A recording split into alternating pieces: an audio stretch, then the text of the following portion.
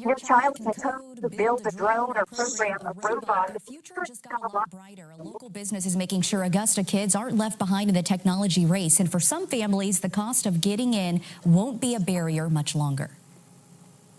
Learning to code or fly drones? In Augusta, kids as young as 4 are getting a head start on tomorrow's economy. Caprari has enrolled her son in iCode. He's learning real-life skills, and he's also learning coding, so that makes me happy. And he's playing Minecraft while he's doing it.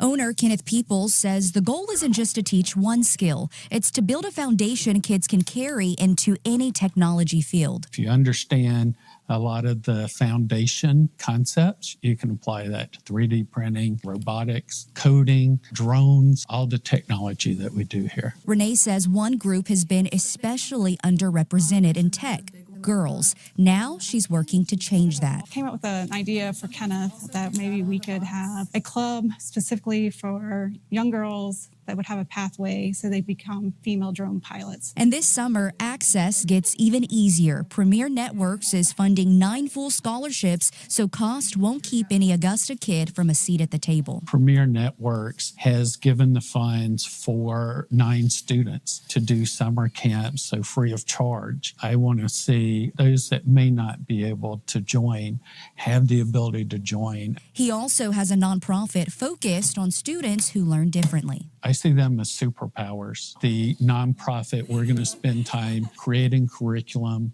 around neurodiversity, around digital citizenship. In a world where technology is everywhere, iCode is preparing kids for what's next.